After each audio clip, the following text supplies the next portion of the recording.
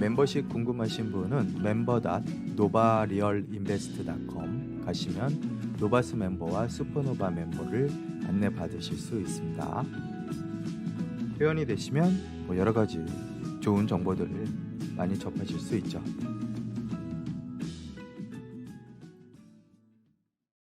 페드에서 보고서가 나왔습니다.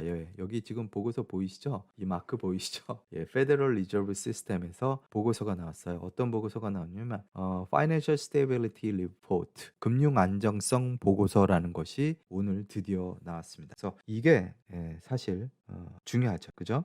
자, 그러면 그 점을 보도록 하겠습니다. 여러 가지 이제 PDF 파일을 보시면은 상당히 좋은 내용들이 많이 있는데요. 보시죠. 이런 내용들이 있고, 차례를 보면은 에셋에 관한 얘기, 그리고 빚에 관한 얘기, 레버리지에 관한 얘기, 펀딩 리스크에 대한 얘기, 여러 가지 얘기들을 쏟아내고 있습니다. 자, 그럼 뭐가 중요하냐? 그건 이제 제가 이제 정리를 좀 했거든요. 그래서 그 점을 보시도록 하죠. 먼저 보시면요. 지금 에셋 마켓을 전체적으로 먼저 보자 이거예요. 에셋 마켓. 이 에셋 마켓을 먼저 보시면 이렇습니다. 지금 연준에서 강조하고 있는 것들은 어떤 건지 한번 보시죠.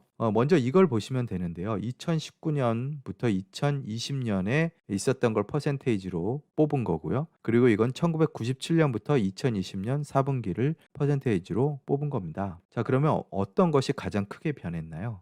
바로 이 부분입니다. 바로 너무 거의 2배 이상, 이걸 10이라고 쳐도 2배 이상이죠, 사실. 이게 에퀴리라는 게 뭘까요? 바로 주식 시장을 얘기하는 겁니다. 에퀴리 시장이 지금 46 빌리언에 이르는 시장을 보여주고 있는데요. 지금 얼마나 급하게 상승하고 있는지 보이시죠? 그에 비해서 부동산, 레지던셜 부동산은 이렇게 상승을 한 것을 볼 수 있고요. 그리고 국채 같은 경우도 엄청나게 상승을 했어요. 보이시죠? 이게 말이 됩니까? 거의 3배가 오른 거예요.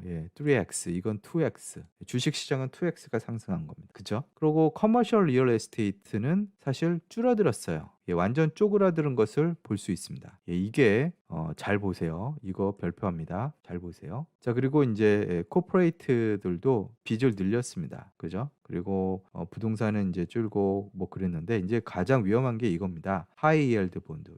아주 위험해 보이죠? 7.1에서 25가 됐습니다. 그러면 얼마나 는 건가요? 거의 한 4배, 4배가 는 겁니다. 그러니까 지금 이게 가장 위험해 보이는 거고요. 이 부분 위험해 보이는 거고요. 이 부분이 지금 위험해 보이는 거죠. 자, 그리고 이제 부동산도 이렇게 보시면은 가격으로 공시지가 개념이겠죠. 당연히 이렇게 늘었어요. 이렇게 2.8에서 7.5로 늘었어요. 거의 이것도 2배 이상 늘어난 겁니다. 자, 이게 지금 무슨 문제가 우리에게 있는 걸까요?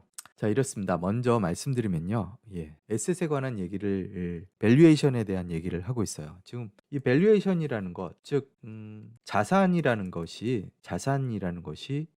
어떤 값이 있는 게 아닙니다. 값이 정해져 있는 게 아니죠. 이 값이라는 것은 사실 value라고 말할 수 있는데, 가치라는 거죠. 가치라는 것은 사람들이 부여하는 겁니다. 자, 그런데요. 여기 지금 제가 노란색으로 하이라이트 한 거 보이시죠? 여기에 어떤 내용이 나오냐면, 지금 문제가 뭐냐면요.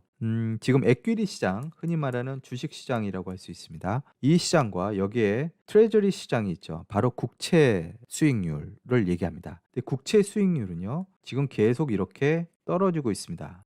계속 이렇게 떨어지고 있어요. 자, 이게 자산에 대한 평가에 있어서 어느 정도 맞아 들어가야 되거든요. 그런데 에퀴리는요, 어떤 그래프냐면 이렇게 올라가고 있어요. 이렇게. 이렇게 올라가고 있어요. 그러니까 이거랑 반대로 움직이는 거죠. 그래서 이게 지금 문제가 있다, 이렇게 얘기를 하는 거예요. 이 지금 하이라이트를 제가 친 부분이 그 얘기를 하는 거고, 무서운 말이 맨 끝에 있습니다. In this setting, 예, 이와 같은 셋ting에서 asset price may be vulnerable to significant decline should risk appetite fall. 무슨 얘기인가요? 무슨 얘기인가요? significant decline. 급락할 수 있다. 아주 급하게 급락할 수 있다. 그리고 이거는 되게 큰 리스크다. 상당한 하락에 취약할 수 있다. 이 위험이 세팅이 돼 있다라는 거예요. 자, 이게 연준의 경고입니다. 경고. 그죠? 그래서 이 경고가 지금 무서운 거예요. 연준이 허튼 말을 하지는 않습니다. 그죠? 우리에게 말을 아낄 뿐이죠. 허튼 말을 하지는 않아요. 자, 이거를 저는 1차 경고라고 네이밍 하겠습니다. 이 연준의 1차 경고입니다. 연준 보고서가 뭐 여러 가지 잡소리가 많이 써 있긴 하지만 이 하이라이트 된 부분은 정확히 보셔야 돼요. In this setting. 예, 이와 같은 세팅 하에서 역사적 기준에 의해서 볼 때 국채 수익률은 계속 내려가는데 자산 가격이 쓸데없이 너무 급하게 올라가고 있다. 그래서 떨어질 수 있는 위험이 있다. 그리고 하락에 취약할 수 있다. 이걸 볼 수 있어요. 자, 그리고 이제 보십시오. 다른 걸 또 보여드리냐면 무서운 그래프가 있습니다. 바로 우리가 좋아했던 스펙,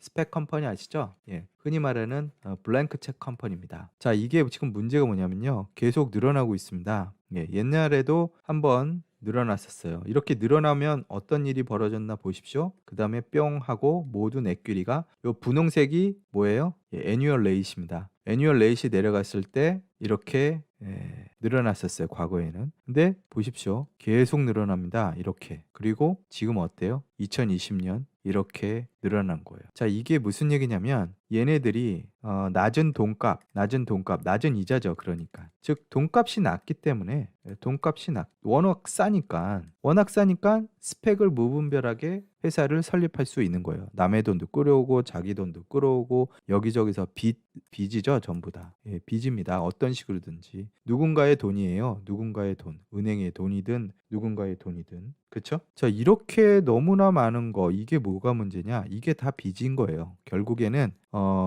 뭔가 자산으로 에셋으로 채워지지 않은 뭔가가 있는 겁니다. 예, 뭔가가 있는 거예요. 자, 얘네들은 2년 안에 2year 안에 뭔가를 해야 돼요. 뭐 회사를 사든 아무튼 뭔가를 해가지고 일을 해서 뭔가를 보여줘야 되는 입장에 있는 겁니다. 그런데 지금 수많은 스펙이 그대로 있습니다. 진행이 안 되고 있어요. 자, 그러면 어떻게 되나요? 예, 이 모았던 돈들은 그냥 그대로 누군가에 다시 돌아가거나 없어지는 빚이 되거나 뭐 이런 식으로 될 겁니다. 그렇게 되면 이 빚인 지금 뭐 낮은 이자로 빌려왔다 치더라도 나중에 다시 돌아갈 때는 이자 한 푼 못 받는 돈이 되는 겁니다. 오히려 주식의 가치가 떨어진다거나 이런 식으로 되면 어떻게 될까요? 예, 그대로 손해를 안고 모든 트레이더들이나 투자자들은 손해를 볼 수밖에 없는 거죠. 이게 너무 커요. 이게 어느 정도야요? 지금 이 정도입니다. 자, 이때가 언제예요? 여기 부딪혔죠? 지금 이때가 언제예요? 예, 닷컴 붐 때입니다. 아시겠어요? 높이가 보이시죠? 어느 정도인지. 예, 그래서 이게 지금 위험할 수 있다라고 페드는 경고를 하고 있는 거죠. 그리고 또 한 문구를 봤습니다. 이게 또 무슨 얘기냐?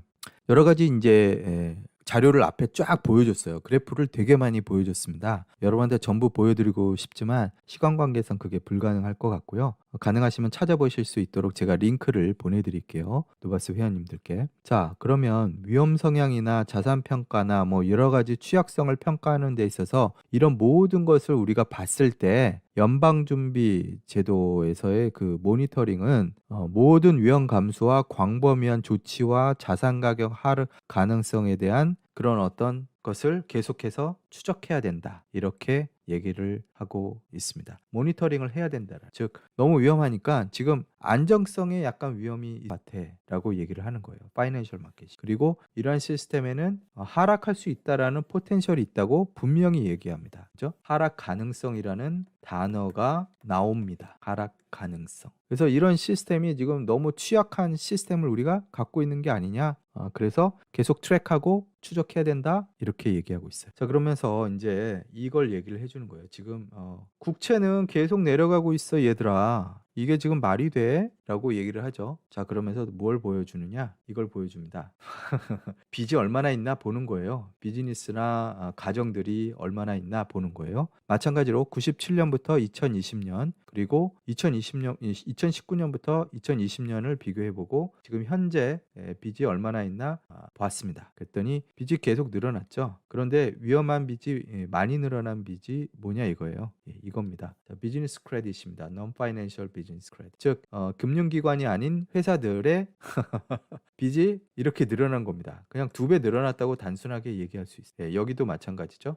코퍼레이트 비즈니스 크레딧이 이렇게 늘어났습니다. 2배 늘어난 거예요. 빚이 2배 늘어났어요. 자, 그리고 뭐 채권 쪽도 2배가 늘어났어요. 다 빚이에요. 빚. 자, 레버리지로는 안 늘어났어요. 왜? 레버리지로는 담보입니다. 담보가 없으니까 빚을 못 졌겠죠. 그럼 0이 됐어요. 이거는.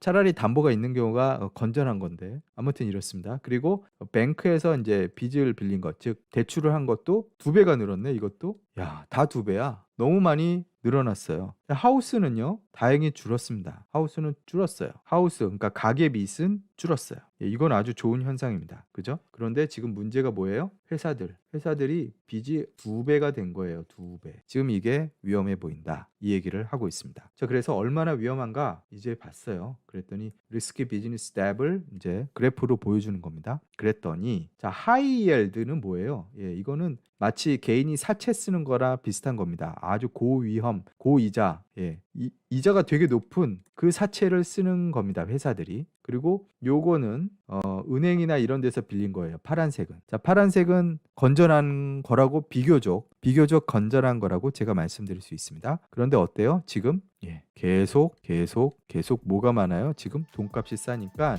하이옐드를 계속 채권을 갖다 쓰는 겁니다. 회사들이 지금 늘어나고 있는 게 보이시죠?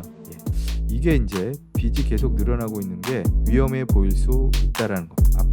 앞으로 크게 위험이 될 수 있어요. 그래서 스몰 채스 오늘 좀 일찍 시작.